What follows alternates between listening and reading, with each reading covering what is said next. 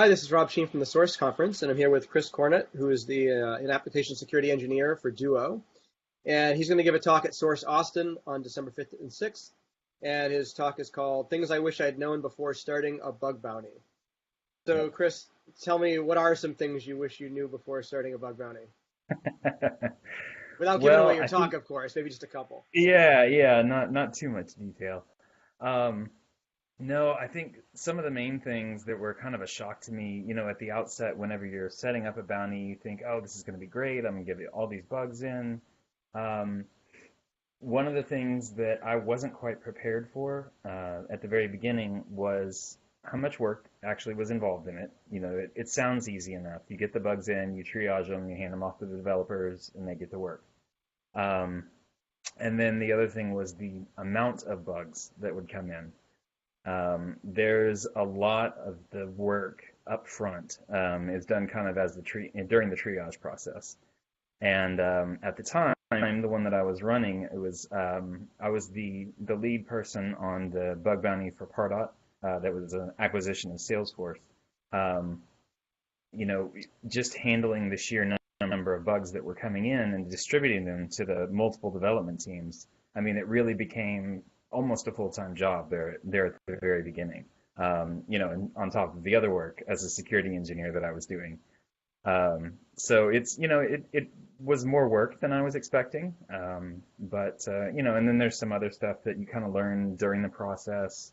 And it was kind of a trial by fire for me because I'd done some customer interaction stuff in the past, which it's kind of similar to. But there's a lot of stuff that's very specific to a bug bounty program that you just, like the talk says, I just didn't know before we started it. So it was that trial by fire. Right, right.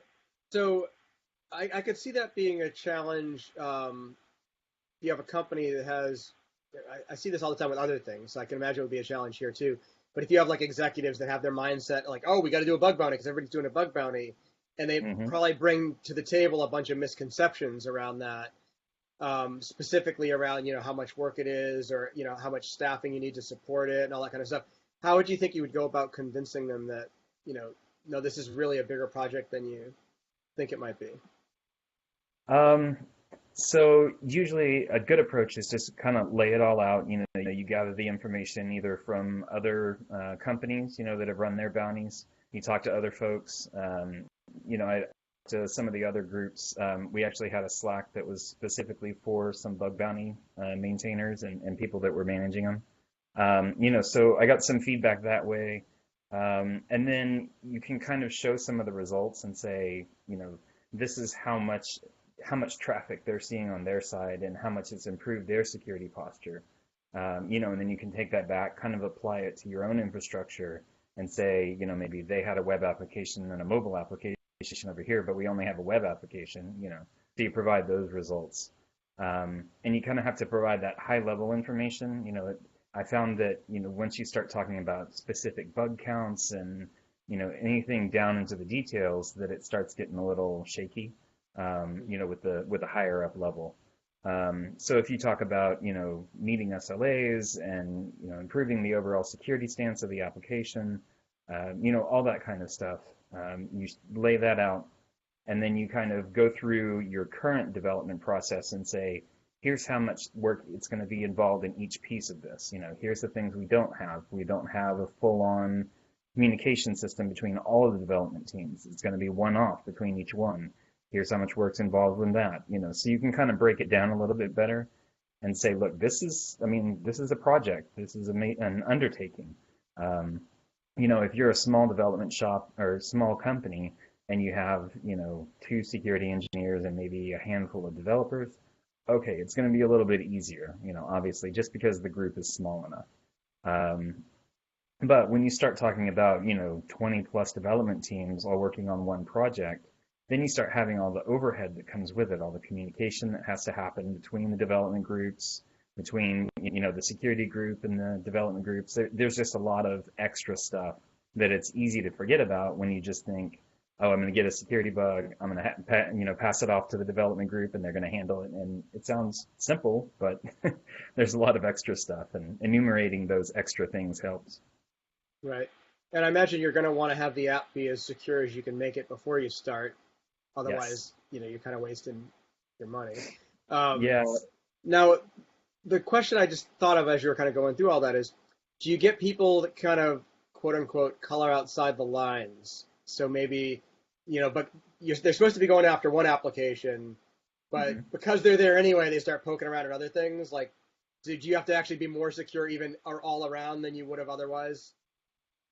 So what usually ended up happening was, whenever you create your program, you define that scope, saying, okay, you're only going to be able to go after this particular piece of the application or this particular application. But yes, even though we defined that, there would always be people that would come in and say, hey, I was investigating this particular thing. It looks like it links over to this other part, this other service, on your same platform, and I found a bug over there. Now, normally we would say thank you very much. We appreciate that. Um, and that's actually one of the more difficult things. When you define that scope and you say these are the only pieces of the application that you're supposed to be testing, you have to figure out if you want to award them a bounty if they found something in some other place, or if you want to just say, not part of the bounty, we're not really going to pay you, which is not great. Researchers don't particularly appreciate that. Um, but, it depends because then if you say it for one person, then you have to start slowly expanding it. And yeah, it gets to be a mess after a while. Um, but usually the ones that I worked with in the past, the researchers I communicated with, they were pretty understanding. The bounty we did was actually a private bounty, and so the ones that were as a part of the program, they knew us. They had worked with the wider Salesforce organization, and so they were pretty understanding about it. But it definitely helped because I think one of them found like some open S3 buckets that we had just kind of forgotten about, which is great, because then we could go in and lock those down some more. But as it turns out, that researcher had plenty of other bounties that we actually paid them for. So they didn't care as much about the one particular I one that see. wasn't a part of the platform. But, that helped. Yeah, I guess I was think in terms of that, and also just if it's a public bounty, if you might see any bad actors show up, just as like, hey, they're looking for bugs, maybe they got some holes. Do you ever hear about people doing stuff like that? Like, Like the bounty, people like the send. bounty actually turning you into a target a little bit more than just in the obvious way that you want. Yeah, I mean, there's always a possibility of that, especially if it's like a self-service kind of thing where they can sign up for an account and, set up as many accounts as they want to and, go after it as a part of the bounty. Ideally, you hope that it doesn't happen. More of the bug bounties that I've seen have actual codes of conduct in there.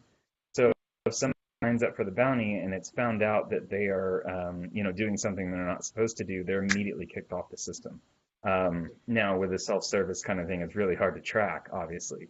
But it's a little easier with a private bounty, which, we were kind of spoiled in that aspect. But yeah, I mean, it's going to be the same level of exposure, honestly. I mean, if a bad actor wants to come after your system, regardless of whether you have a bug bounty, they're going to do it.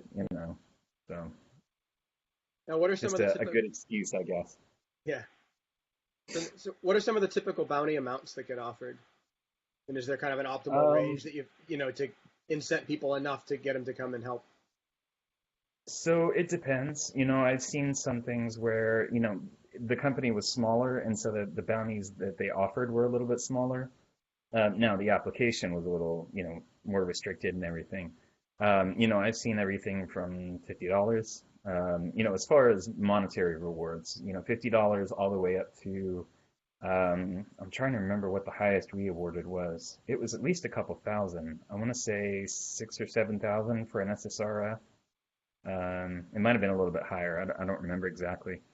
Um, but it depends on the company. Some companies can't afford to pay a lot for the bounties.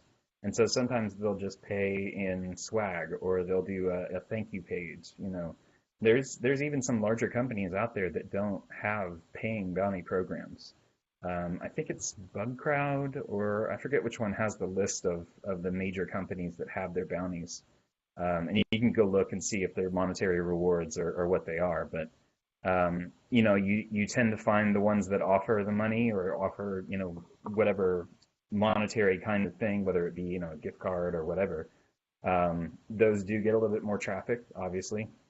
It's nicer to get a check in the mail or, or something like that rather Right. than here's a T-shirt. You can get a T-shirt Right. anywhere. You go to a conference, um, but yeah, and it just ranges. I think Google had one where they did like what was it like $20,000 or something for a There's major definitely bug been that was some found big money ones occasionally. Yeah. Oh yeah, yeah. It depends. Obviously you have Google or Facebook that have the higher amounts that they can provide, but it's also a lot harder to find stuff on those platforms because they have gone through so much more security hardening and they've Mhm. really integrated that into a lot of their development processes. Awesome. All right, great.